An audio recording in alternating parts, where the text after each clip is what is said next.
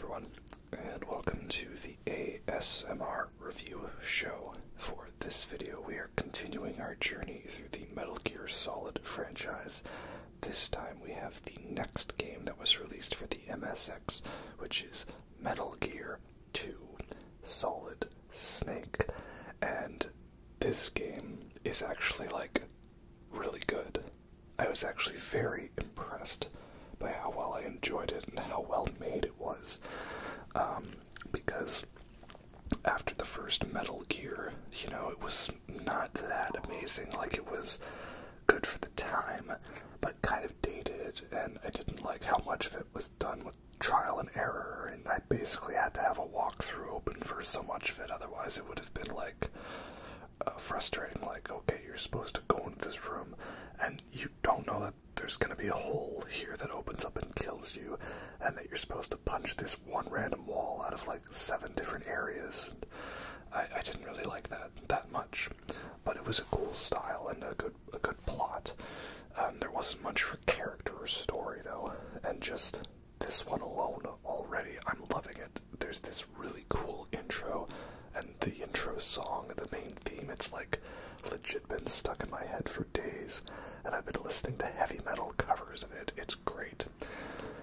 Already it feels much more of a cinematic experience, and I think that's important with this game because we all talk about how Metal Gear Solid on PlayStation 1 was a big revolutionary game, but really so much of that, I think, was taken from this one, which is pretty crazy to think, because I don't think it gets that much attention. We talk about original Metal Gear, and we talk about Metal Gear Solid, and then all the other ones, but I didn't really hear anyone talk about Metal Gear 2.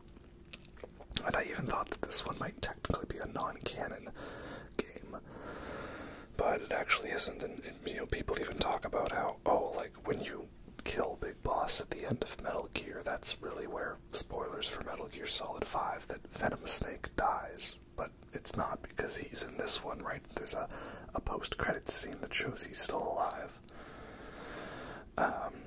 Yeah, so I had to put in this intro because it looks really cool, and the soundtrack is great, and it just gets me pumped. And it also shows how there was going to be a lot more of a focus on cutscenes and story in this one, because Metal Gear was just okay, there's this place called Outer Haven, and you gotta rescue this guy named Gray Fox from it, and yeah, that's it, and then stop this Metal Gear weapon. And it's just Metal Gear is kind of bad, I guess, right? But here in this one, there's a lot more of a focus on, this is Metal Gear. I believe it's Metal Gear D is what it's referred to.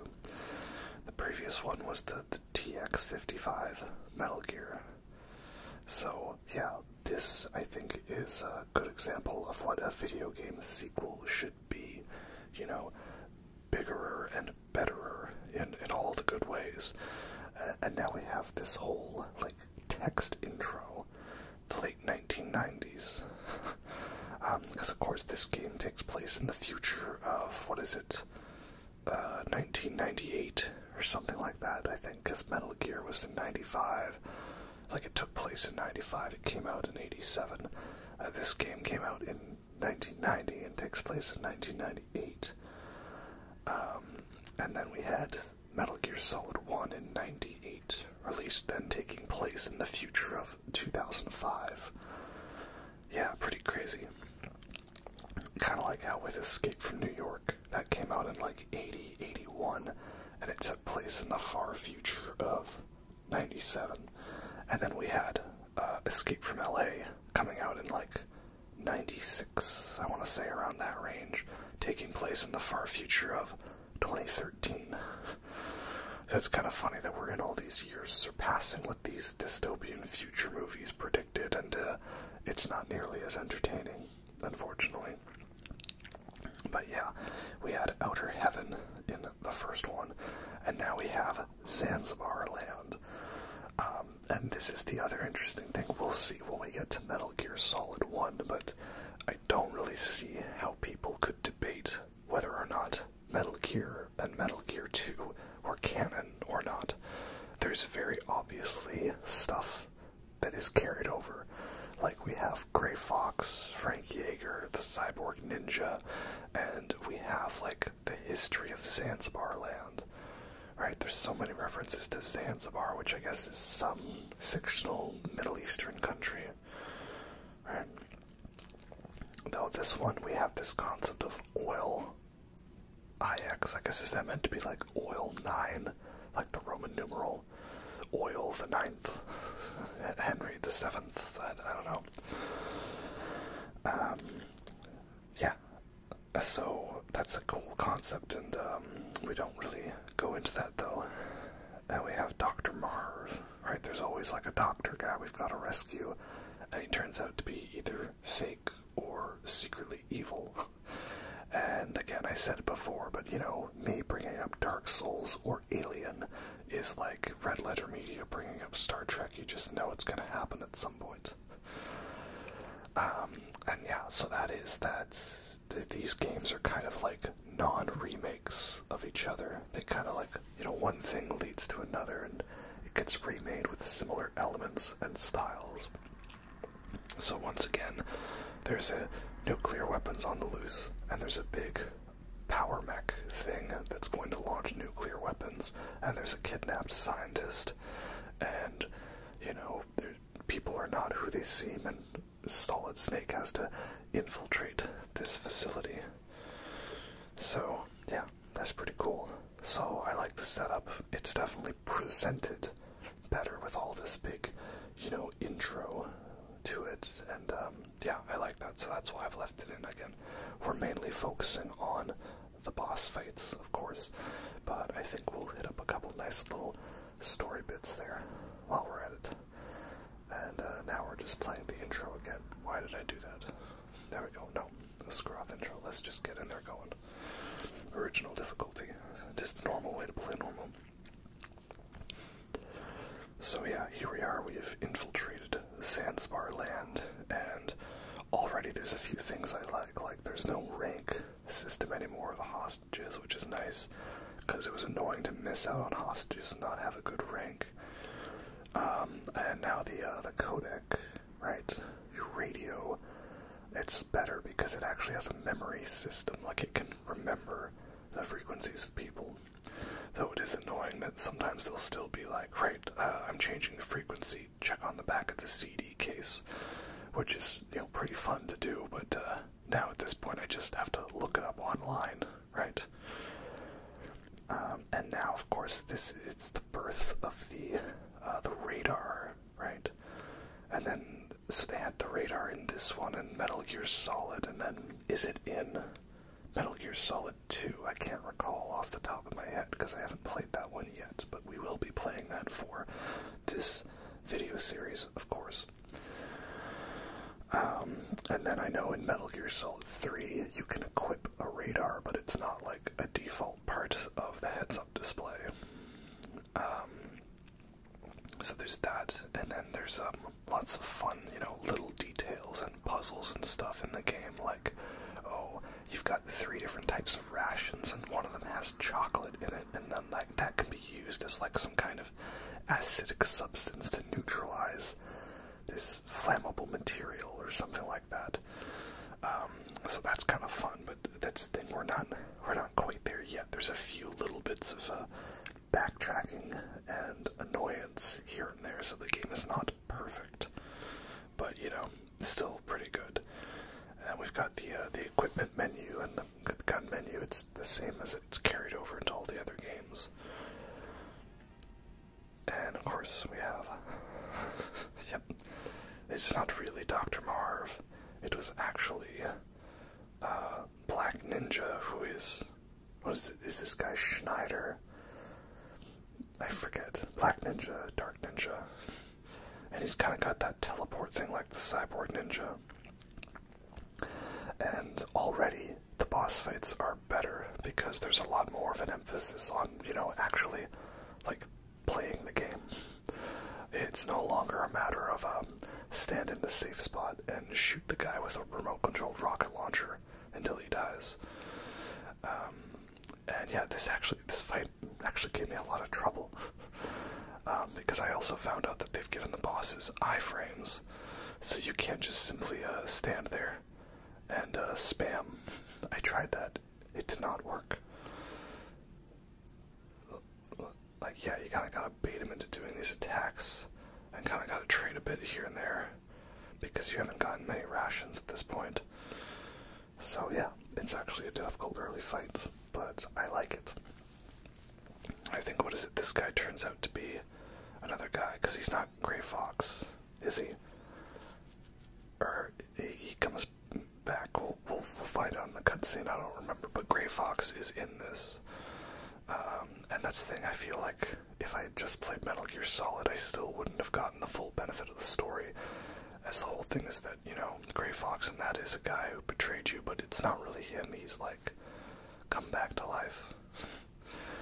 And it was fun, like, reading through these text bits, trying to do, you know, my own David Hayter voice, which is not that good, right? So it'd be, it's me, Schneider, Kyle Schneider. And then, what, Snake has a line, Schneider, you were in the Resistance at Outer Heaven, but I thought they killed you. The dialogue, the way Snake talks, it's not exactly the way we're used to him talking. His signature dialogue, you know, always asking questions. I don't know if I can really whisper the Snake voice, right? What are you saying, Schneider?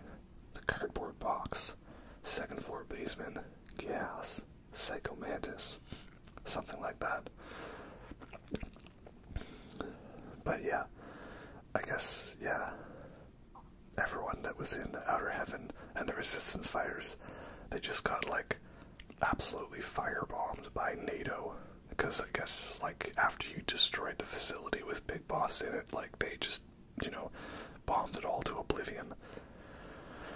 Like what they were going to do at the end of Metal Gear Solid to Shadow Moses.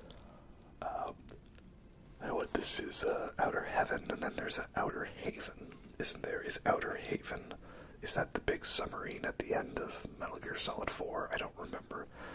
Some details I remember, and some I don't. But, you know, that's why we're going to replay them again, to recall all of them, and we'll get there when we get there. And yeah, I guess that's how it is Big Boss wasn't actually really defeated, and then he took the survivors of Outer Heaven and led them to Zanzibar Land. Yeah. And, you know, they're not really subtle about the fact that he's still alive. I mean, there's kids that say, oh yeah, the guy with the eye patch, right? Because we don't have an eye patch yet. And we don't even need an eye patch. I think it's not until Metal Gear Solid 4 that Solid Snake gets an eye patch, right? Because there was Naked Snake who became Big Boss, and he has an eye patch because he's missing an eye. And then there's Venom Snake who has the eye patch, of course, to make him think that he is. And, but yeah, you see what I mean? There's actually, like, cutscenes and story and dialogue to the fight. Not just simply, oh, hey, I'm a guy with a gun, you gotta shoot me until I die. Ah, no, looks like you've beat me. So that's good. And there's also more strategy involved, because now we have Running Man, right? Was that with Arnold Schwarzenegger, the movie, The Running Man? The world's fastest mercenary.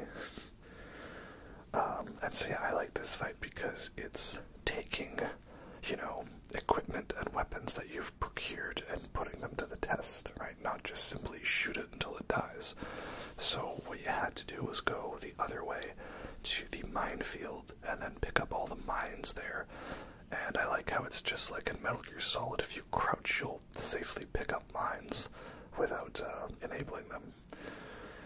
And yeah, it's a race against time with the gas coming in. So I like that. And of course the other tricky thing is that the bosses have iframes.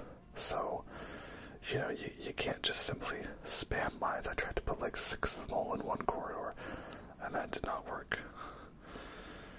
And I tried to make sure I get them to run over the mines, and not over my own ones. Yep, okay, there we go. Pretty sure we got them to run over some of them. And I think I might end up walking over some of mine because, you know, I want to have the gas mask equipped. But I also want to be able to see where my mines are. Yeah, I didn't think he detonated that one. And you kind of go at a certain speed, but yeah, we're almost there. Just one more. Oh, you missed that one. Dang it. No, that one's safe. I realized we were running out of time here. Hey, we got him. Very nice. And yeah, that's that. That's how you do it. So it's kind of a fun balance. You've got to trick him into the mines. You know, you can't just shoot him regularly. And it requires you to use your knowledge of the environment to find the mines earlier when you're going towards the Hind D. And that's also fun because it's another reference that's carried over is, you know, there's a minefield and you get a call from a random guy. Snake, watch out, that place is mined. Who are you? One of your fans. Well, he doesn't call himself Deep Throat in this one. But then this allows you to get the Stinger missile so we can fight, again, the Hind D, right? Wouldn't be a Metal Gear Solid game without a fight against a helicopter. And obviously the fight got more and more elaborate over on because in Metal Gear we had it was stationary and you stood in the safe spot and you threw grenades at it.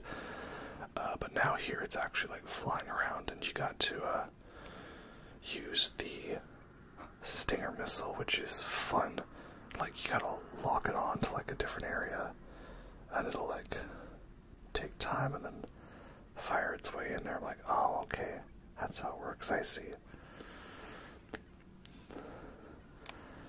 So yeah, that's fun. You know, it's like got a little more strategy involved into it. Even though I feel like, do you even use the Stinger after this?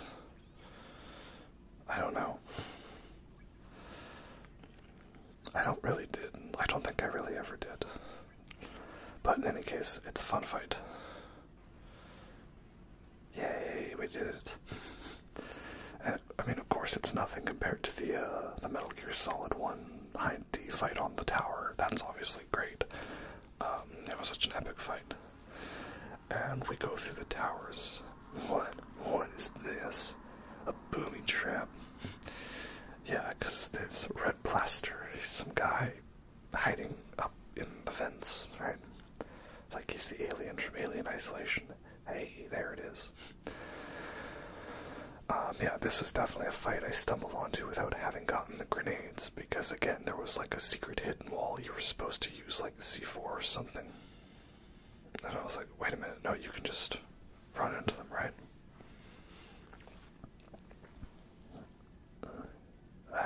That's bad. I don't know what these are meant to be. Are those like tripwires or something? I don't know exactly. But whatever it is, they make a noise when you go into them, so I just thought first I would clear the space. And then, ta-da, we have grenades. Just one thing though, like, obviously it gives you grenades and rockets and stingers, but like, for the most part, it's just use the pistol because you get so much ammo for it. I also like the stealth a lot better in this game, because now you can like go prone, you can like hide under little crevices and vents, and there's like noise and sound that guards will react to, and they have like alert modes.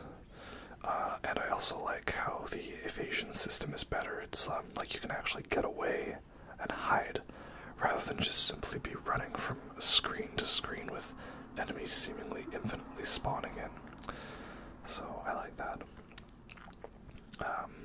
And also, of course, we have the triumphant return of the cardboard box. Of course, very great, only this time it has more utility because you use it for fast traveling between buildings, which was a feature I didn't know actually carried over to Metal Gear Solid. I played that whole game without using the cardboard box fast travel system. And here we have it, Gray Fox.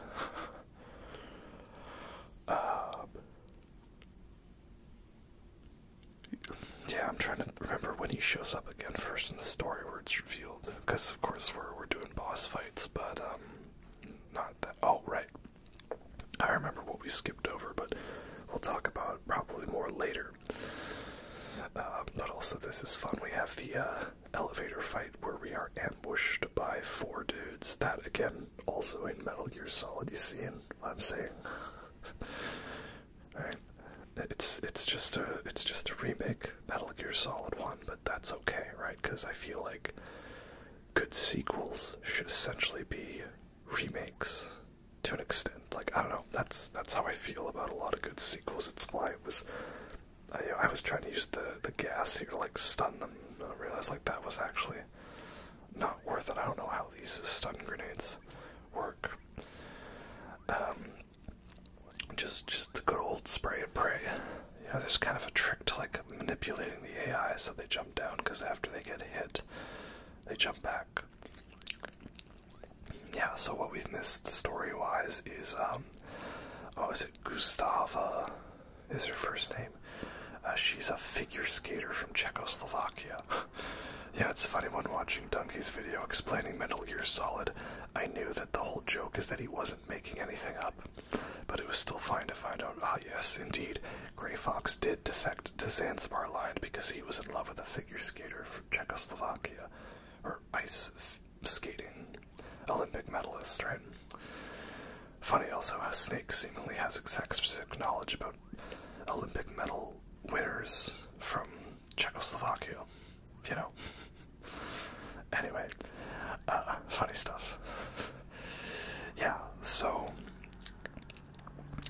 he was in love with her, and he was annoyed about, you know, the people being left for dead and the resistance members like Schneider and I guess Diane and Jennifer being killed. So he goes back to working with, he goes to work with Big Boss, and now he's a villain.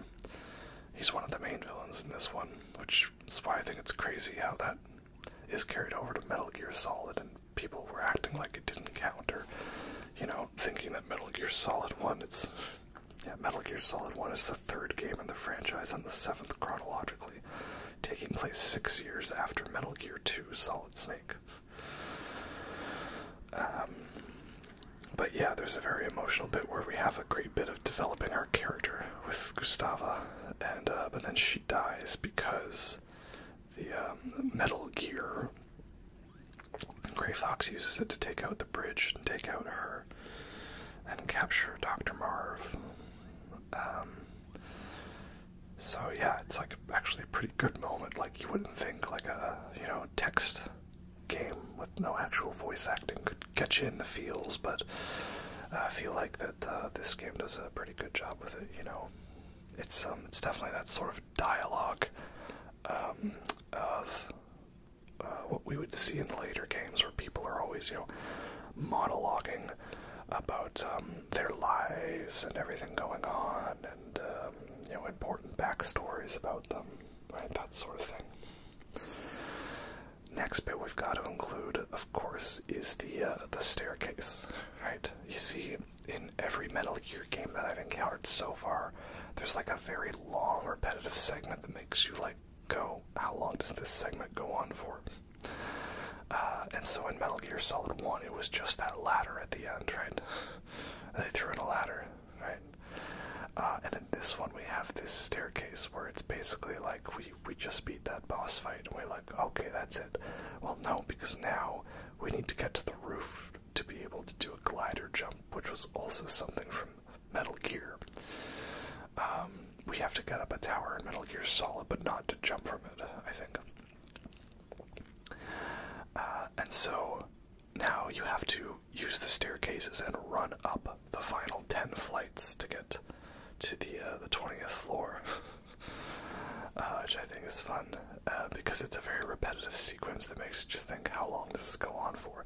And they throw in just 1 or 2 little bits to mess with you, like there's one random bit where the floor falls out from beneath you, or like one of those random bars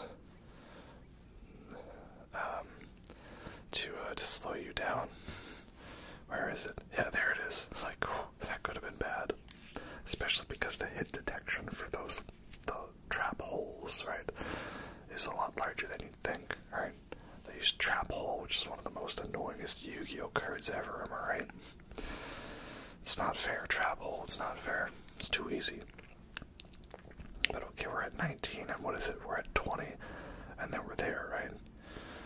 Oh yeah, this is also the one where you gotta, like, get the note off the bird's foot, and then there's, like, the tap codes or whatever. You know, okay, not the biggest fan of everything. Like, again, this game wasn't perfect. It took them a little bit for them to get how it was. Oh, let me in. Let me in. Let me in.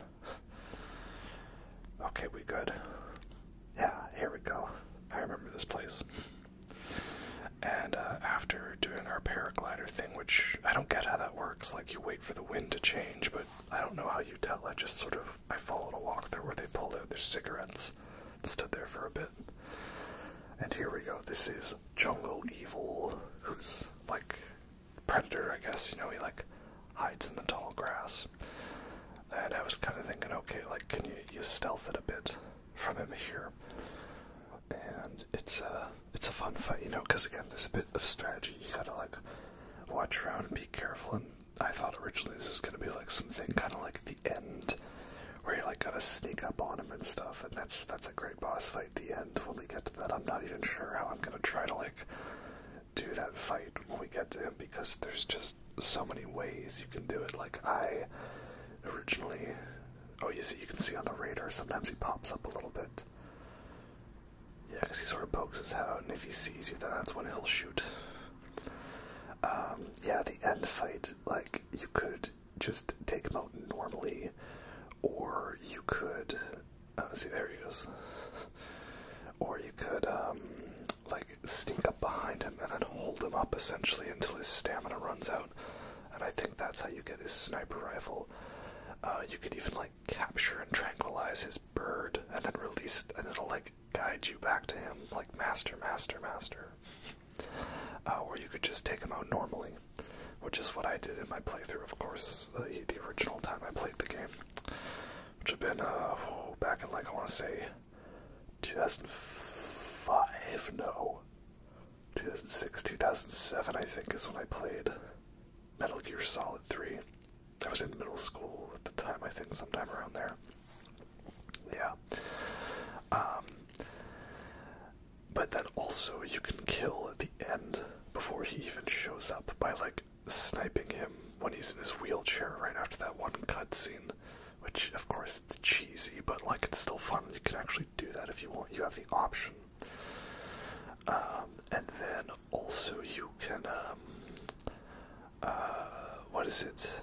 If you just show up to where the boss fight is and you quit out, and then you come back like a week later, you find out that the end has died of old age, which I think is crazy. I guess it just goes to show you, you know, how much I love Metal Gear Solid 3, and that here we are with Metal Gear 2, and I'm too busy talking about bosses from other games. But, no, this one's still fun. The only annoying thing, though, is that, like, you know, this boss, he drops card 8, and then you're wondering where card 9 is, and you get all the way through the building, and they say, oh, didn't you know card 9 was actually just there, out in the jungle the whole time? You just didn't pick it up. Oh, okay, well then, that's unfortunate. It would have been, nice to know that ahead of time, just saying. Like, I did cheese it a little bit in that there's the whole, the brooch that you have from Gustava that changes temperature, right? Which actually, again, that also gets referenced in Metal Gear Solid with the key card needing to be temperature changed. And so I cheesed it by looking up that you needed to heat it up and cool it down. So what I did was I heated it up to use it for when you needed it, and then I just went and cooled it down right away, because the cooling doesn't wear off so long as you don't go back in that sauna. So yeah, I did that, so then when I got to the end and you needed it, I just had that ability already. I regret nothing, though. And now we also have, again, another message from our #1 fan, which is, again, also funny because here he's our biggest fan, and he is Grey Fox. But then also in Metal Gear Solid, it's Grey Fox again. Spoiler alert. The thing I just find weird is that, like, I understand White Grey Fox was sometimes helping us in Metal Gear Solid because he didn't really fully know what was going on, and he was a weird resurrected cyborg ninja. But here, it's like he's a totally normal, functioning dude, but he just wants to help us, I guess, because he wants us to get to the final battle.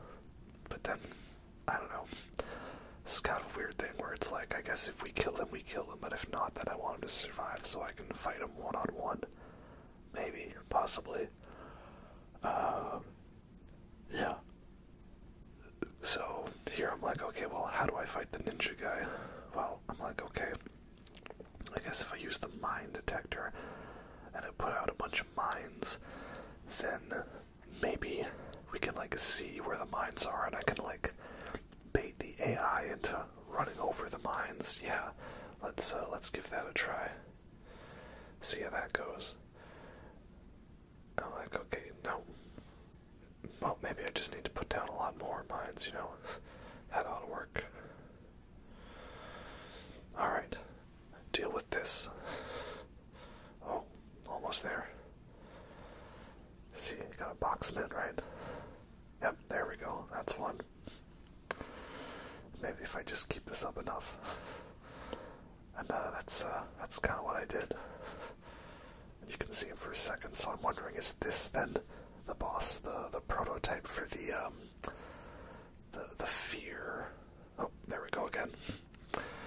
Yeah, remember the fear, which again is also funny because that's also kind of like Predator with the camouflage and all that, which is, again, we're seeing like the little seeds and tidbits of these boss fights.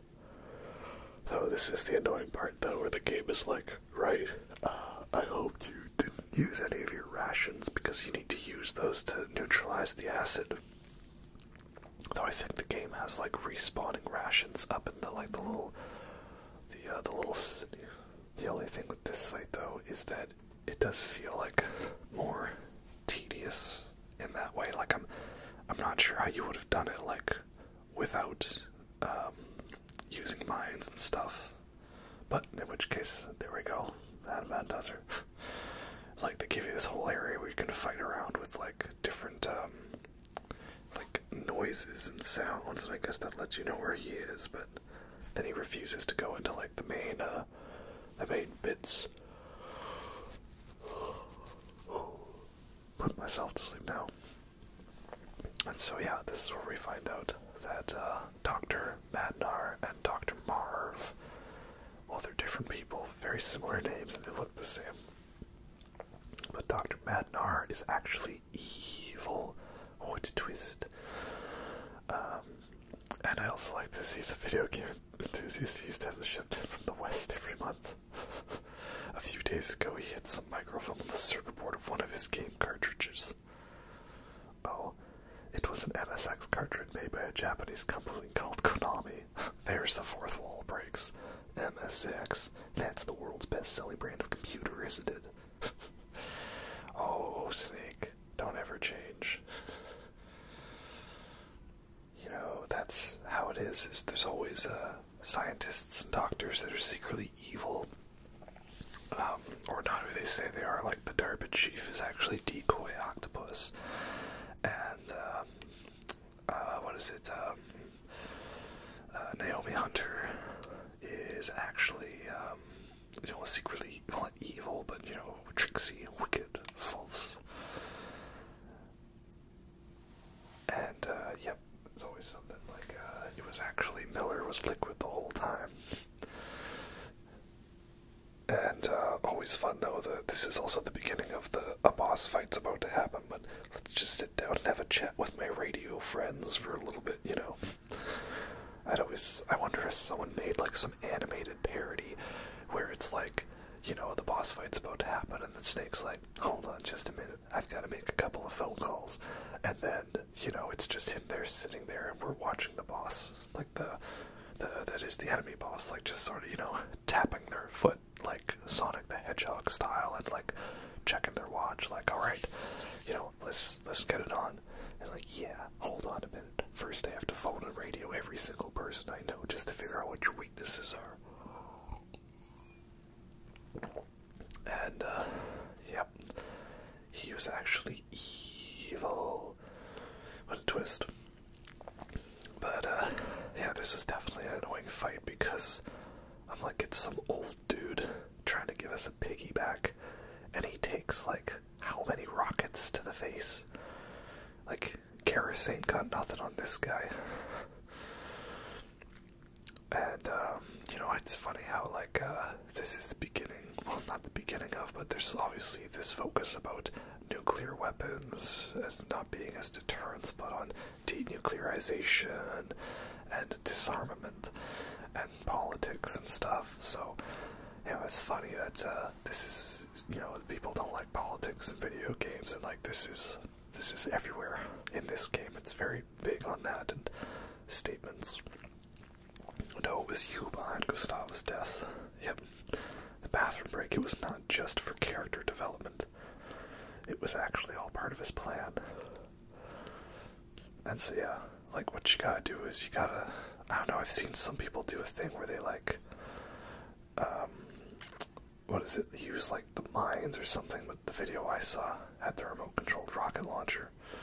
But then it's annoying because you keep coming up with that, I can't breathe line, and I don't know, man, how are you supposed to do this without using rations, and then you do things like that, like, god dang it, it messes with me. But I'm not counting, I'm only counting we're at least 4 rockets to the back, and then this sequence was referenced in the intro to Metal Gear Solid 5 with, the, what is it, Paz, Miller. I don't know all the characters in Metal Gear Solid 5 because I've only, like, watched people play it. I haven't actually played that one myself. And it's like, are we there yet? Oh, no, we're almost there. I said it before in the other video, but I love that sound of, like, the damage sound in these first 2 games. Because, yeah, I'm like, are we there yet? It's like a rising pitch in intensity. I'm just kind of like, but I thought, like, do I need to, like, weaken him and, like, get loose? No, that's where I'm starting to panic. Like, okay, I'm going to burn through all my rations here. Okay, one more, almost there. Let's do this, man. Super elite soldier takes down Metal Gears. Can't handle one old dude trying to give him a piggyback. Was it canonically that this guy was, like, secretly, like, a badass or something? I don't know. But in any case, we've defeated him, so now we have our final confrontation with Metal Gear D.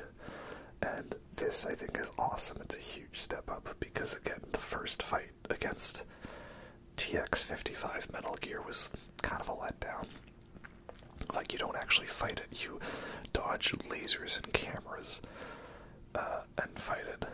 Right here, it's like, oh, okay, like, it's shooting bullets at us, shooting rockets. This is pretty insane. And, you gotta use grenades. So I like that it's just simply, like, strategy and dodging, and not, hey, did you remember that puzzle from, like, 57 rooms ago? You know, like, it's the colored tiles puzzle in, Undertale, right? Yellow will shock you, and blue, the fish will eat you, but the fish won't eat you if you taste, like, peppermint or whatever it is. I don't remember. But in any case, that's how it is.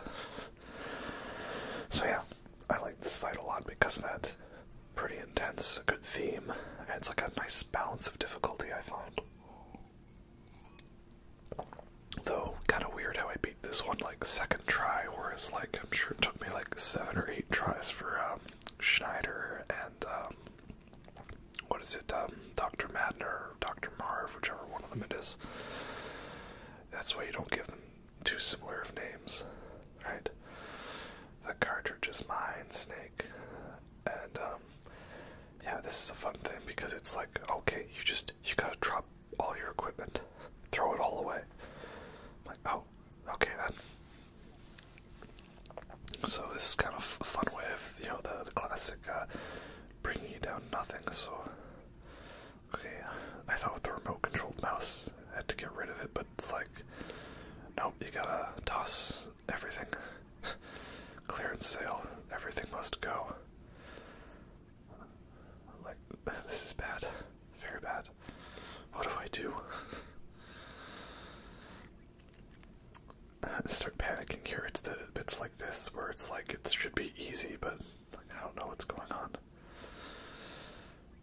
Just get rid of all. Just dump it all.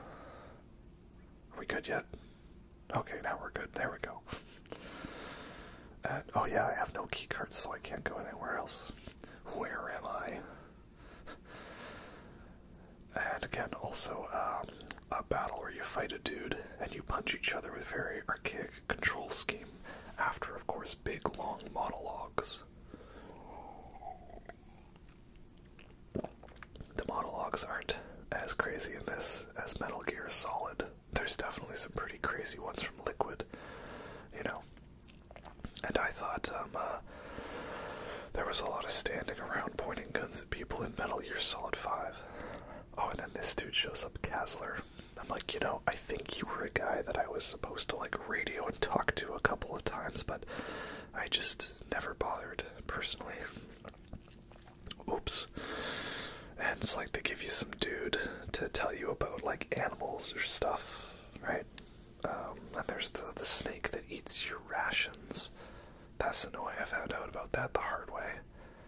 I did not like that at all.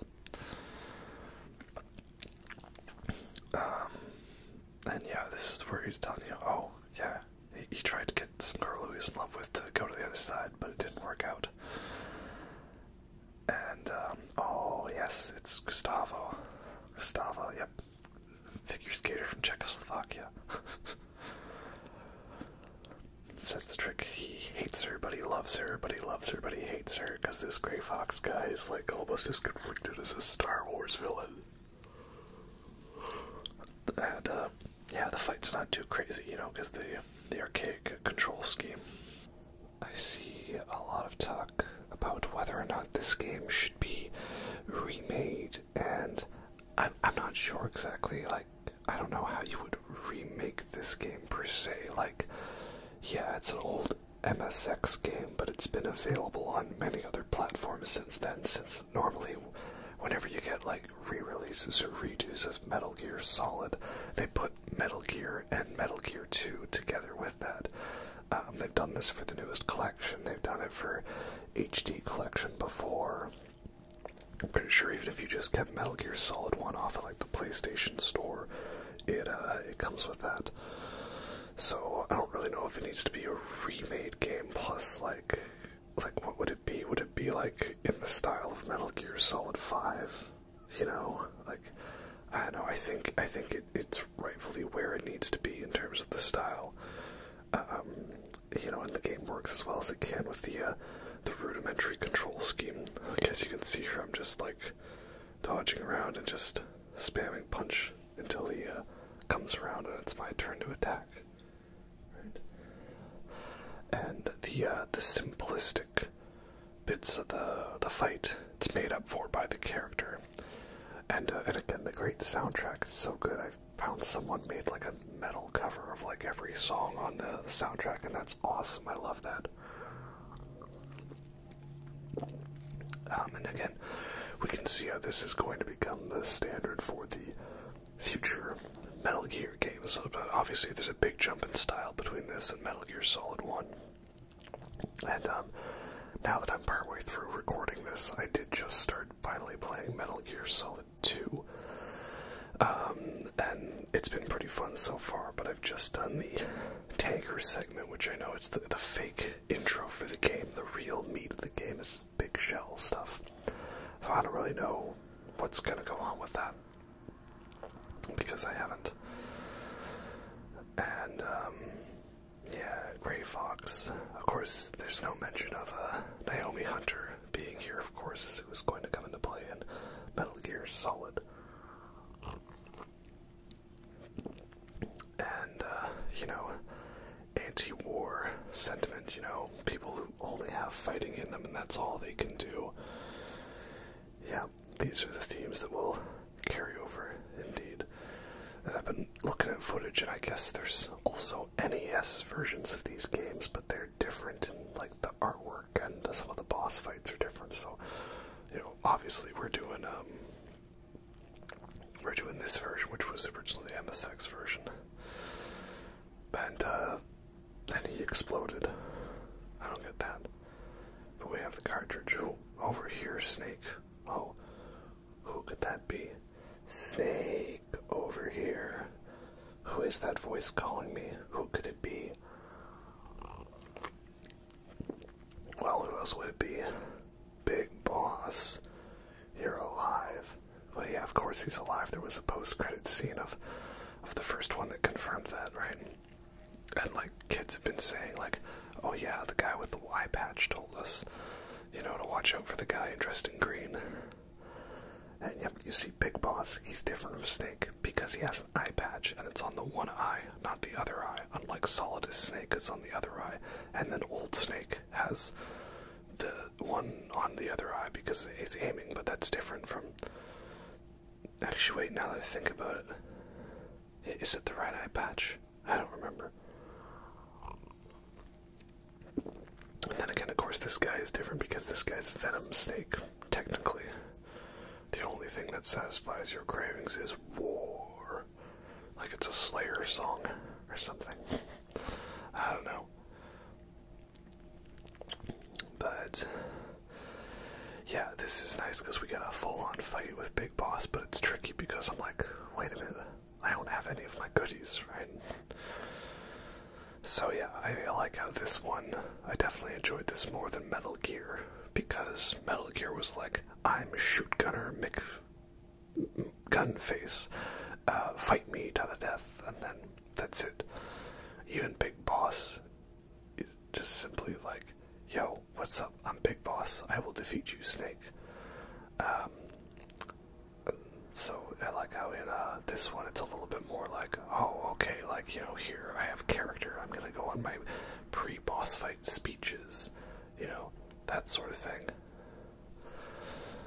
I don't know, there's only so many times I can, like, gush about this game, but I guess it's very good.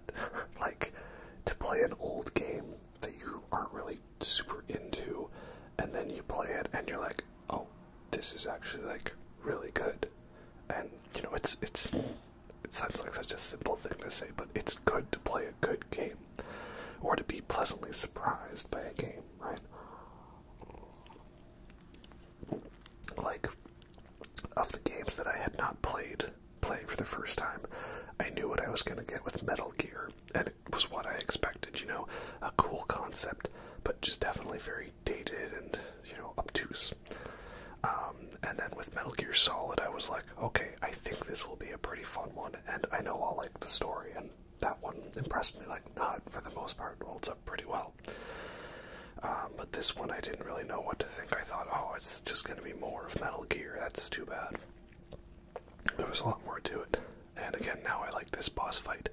It's not just simply stand in a corner and, you know, wait until you have a chance to use a remote-controlled rocket launcher. It's like, oh, okay, like, what do I do now? I've got nothing. I've got a ration and no weapons. Okay, well, we'll start with the rations then. And there's doors here, and I can't get through them. I have no key cards. What am I supposed to do? And so I like this because this is definitely the feeling you get from some of the Metal Gear boss fights on the first time, you know, is like, what exactly is the trick? What exactly is the strategy? And, you know, you can call up people on your codec and they'll give you advice. So I like that, you know, I actually had to kind of experience that for this, because all the other boss fights, while some of them gave me a little bit of trouble, I kind of knew right away, okay, like the dude who runs away, I just picked up mines, so I've got to plant down mines for him to run over. Like, do I gotta punch him? No, that ain't working alright.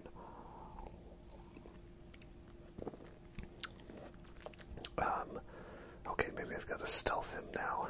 Maybe I've got to stealth him and wait till he doesn't see me. No, I think he sees me. I think he knows where I am.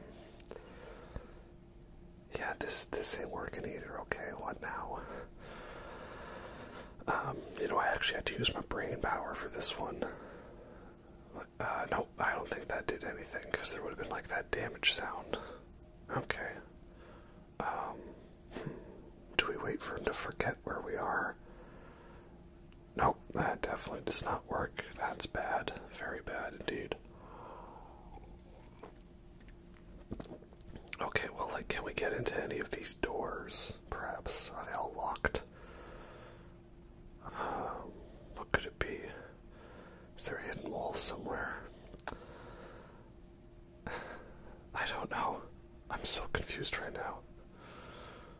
Do I need to try to get him to secretly, like, walk into the goo? No. Okay, that's just bad indeed. That's okay. Maybe, do I want to do a do-over? Oh, okay, this door's open. Card 1. Oh, there's a bunch of cards there. Okay. So I see what I've got to do. I've got to try to use the card here and see which doors I can get into. Okay. Okay, I can get into this one and... Oh, there's another card in here. Okay, so I have to, like, go through and pick up the card, and that gets me to another door. And that gets me to another one. Okay, I see what we've got to do now. I've got to, like, be building up my resources. Okay, not that one. Not that one. Unfortunately, we go back into the issue of, okay, I picked up something. What was it? Card 3. Card 6. Okay. We run back into the issue of having to cycle through like 17 different key cards, you know. Is it this one? Is this your card? How about that? Is that your card? No, none of them are. There's a goodie in there. What could that be? I don't know. And, oh, okay, now we gotta do the thing with the ration, right? Okay, good thing I didn't use this one. It's got chocolate, so we can... No, that one. That one. No, that one. Okay, no. Let's see, we did that one already. What about this one over here? No, this one. Hey. Okay, another card. Alright. Yeah, what about this one? Yeah. You gotta watch out, there's the goo right in front of you, right? Like it's a Miyazaki movie. Okay, I think I'm getting the hang of this now. I think so. I'm just wanting to make sure that he's not in my path, you know. But yeah, so again, I like this. This is definitely, I think, a style of what the boss fights are going to be later, where there's puzzles and stuff to them, strategies to figure out. Again, much better than just simply spam remote-controlled rocket launcher from the safe spot. Okay, now we go in here, and... Card 5, okay. So I think we got all of them cleared out now. But I just want to make sure we don't get involved with him, because I don't have any rations. The thing I'm trying to wonder is, at what point does Venom Snake become this guy, if that is according to the canon? Because I don't actually know fully how Metal Gear Solid 5 ends. Like, I know the big twist is, oh, hey, actually, you weren't the real big boss all along. You know, oh, okay, you're bad. So I know that. But I don't know, like, exactly, like, what, like, happens in the final cutscene. Like, you know, here the final cutscene is you get on a chopper and you ride it into the sunset. And Metal Gear Solid 1, it's you get on the snowmobile and ride that into the sunset. So I don't know what the end cutscene of Metal Gear Solid 5 is. And I've heard it's kind of unfinished, like there was supposed to be like another story act or something. Wait, okay, I got the spray and the lighter. Oh, okay, we got a good old flamethrower going on here. Alright, this one's for you, Wayland from Alien vs. Predator. Never turn your back on me. I think this is pretty fun. We gotta use like an improvised weapon, something that you haven't used at all in the game. And it's pretty fun to use. And we're gonna ensure that he's dead this time, right? No, oh, I shot him and I left him for dead. Now we're gonna burn that body up nice and good. So yeah, I like that the fight is like half puzzle, half actual fight. Probably one of the better fights in the game, because it's a little less, you know, running around and not getting shot, right? And of course a lot more emotion in the cutscene. But here we go. Snake, Snake, Snake. It's not over yet. Oh, is it really? It's not over yet. And what's funny is that he keeps saying it's not over yet, and then he dies and the trophy pops up, and the trophy says, it's over. I love that. It's so funny.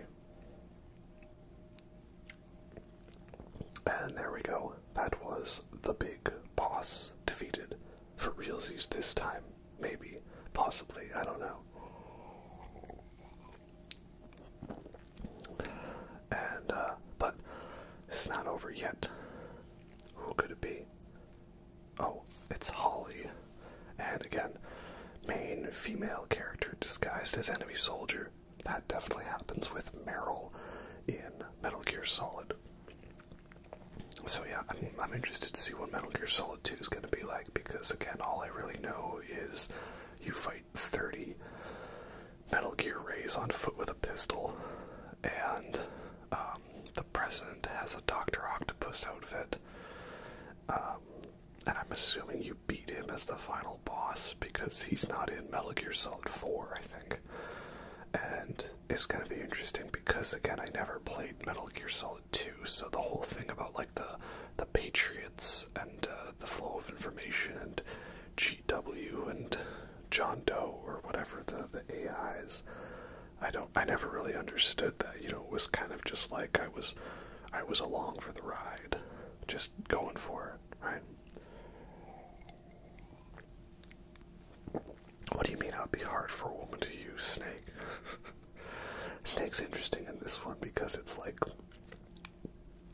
I don't know, like, he's like kind of a little pervy, but like not, and he is kind of respectful, and like he's kind of flirty, but like I feel like that seems to die down with each game. Like here it's definitely like he hits it up with every woman, and he kind of hits it up with every woman in Metal Gear Solid, but I don't really know how it's going to be. And now we have Charlie, the pilot, I guess. Is he gonna be like shooting the enemies and saying, boom, goddamn scumbags, like it's Resident Evil 4? Resident Evil is a franchise.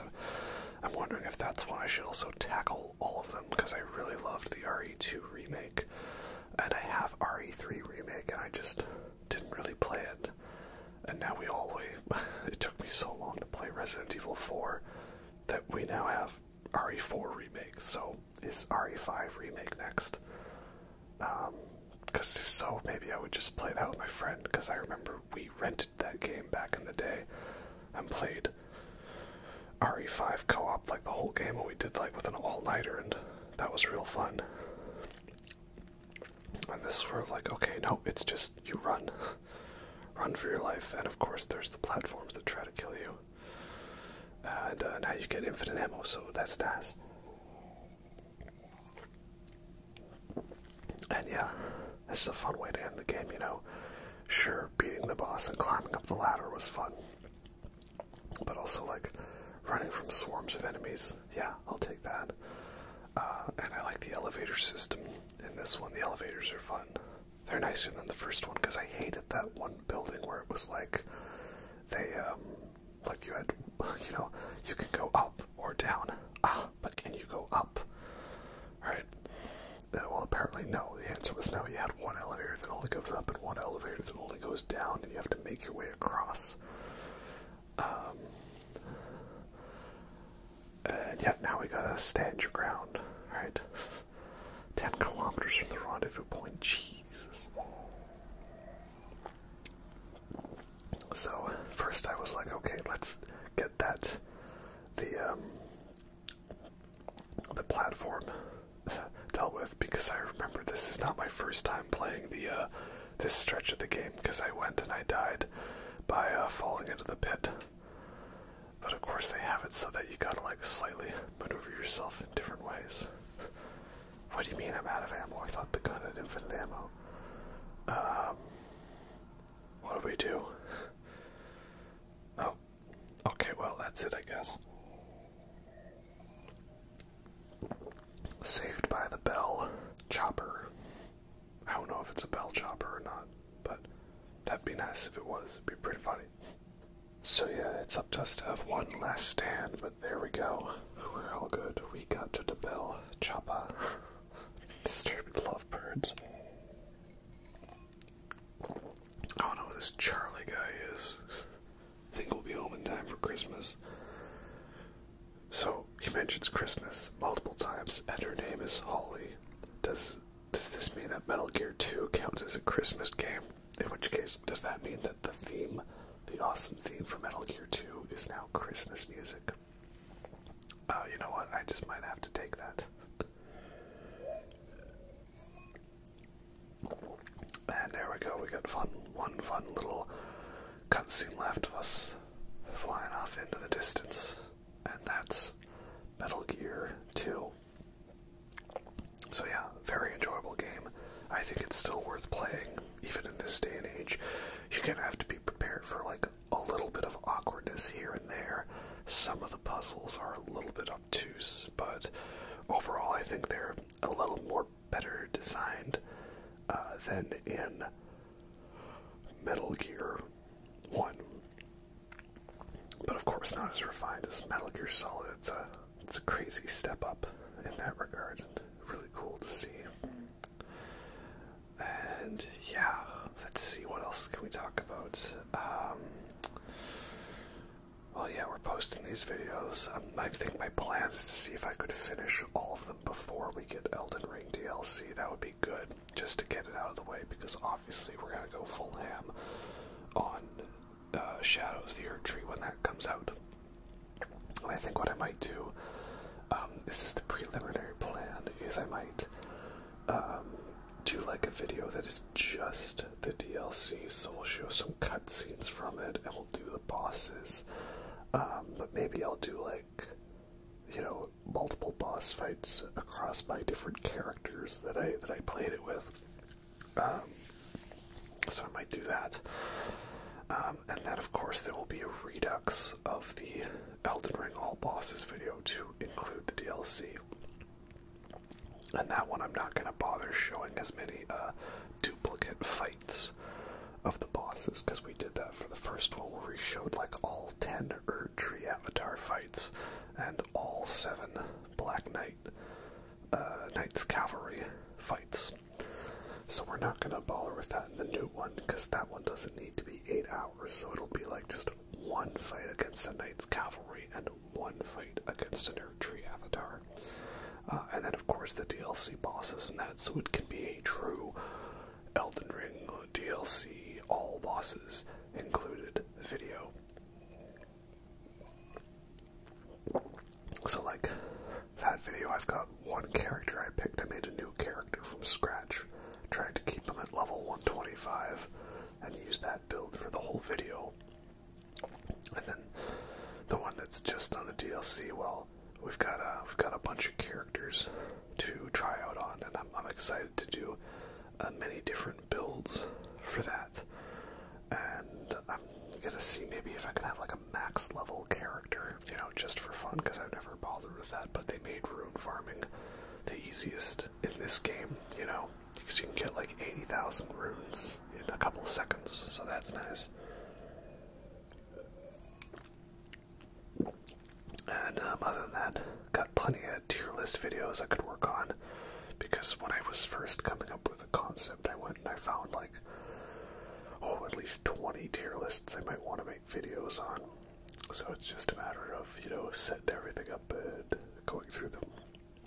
But the video game reviews are nice because I get to play games that I haven't before, and it's easy to film because I can do it over multiple nights, and I don't have to worry about looking presentable, you know, because my hair is a mess and I'm just in pajamas.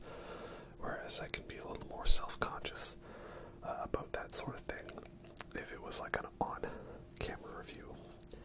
And there's also not many new movies coming out, but anyway, Campbell, good work, Snake. The nightmares have stopped. That's the thing, I don't really recall them seeming to establish that Snake had like some PTSD from the first game, but you know, hey, I'll take it. It felt it was very bare bones. Just put it in the MSX. And I'll have it one funny little fourth wall break. We boot up the MSX. And it's he's hid.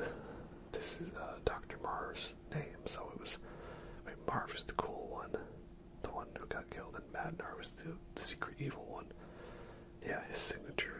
cards there. That's cool. And so yeah, this is the cartridge. It says stuff about like Oil 9, I think it is. Ah yes, he seemed to be a fan of Konami games. Oh, Psycho Mantis, we'll get to him, alright. Yeah, we will. I'm excited to talk about Metal Gear Solid 1. That's the thing, I guess I'm only going to talk about the boss fights. I probably shouldn't start including too many of the cutscenes. Oh, Holly, don't worry, we will not be seeing you again. And again, just to highlight this more cinematic approach, there's a cast at the end, but like, there's no voice actors, obviously. So it's just like the characters, right? Which I think that's fun, you know, and I like how they have it with the cutscenes in all the new games where like when somebody shows up, it like puts their actor or actress in the brackets next to their title screen, so that's cool. At Castlar, I feel like I barely knew you. Like, did I miss the chance to figure out his codec? He just sort of showed up at the end, and I didn't know what was going on. And Jacobson, yeah, I didn't really know you either. I called you like twice. Master Miller was cool though. And so wait, is Master Miller like Kaz Miller, the played us like a damn fiddle guy? I don't know. Because that's the other thing, I haven't played Peace Walker, and I guess I should figure out how to play Peace Walker. Because I think it's on PS3, and it's not a game I'm interested in for a gameplay perspective, but I guess story-wise it's very important. I feel like that would be very difficult going from like Metal Gear Solid 3 to Ground Zeroes. And also, another fun epic theme. There's lots of great modulations in the themes that I like, so that's good. Big Boss, Hind D. Oh yes, there's always a Hind D. There's always choppers. And of course, Metal Gear D. That was a fun boss fight. I liked that one. And of course, who else would we have but the man, the myth, the legend, Solid Snake. Oh yeah, good times indeed. So yeah, and then of course we have the ranking at the end, so I got the Zebra ranking. So that's that. Hope you all enjoyed that.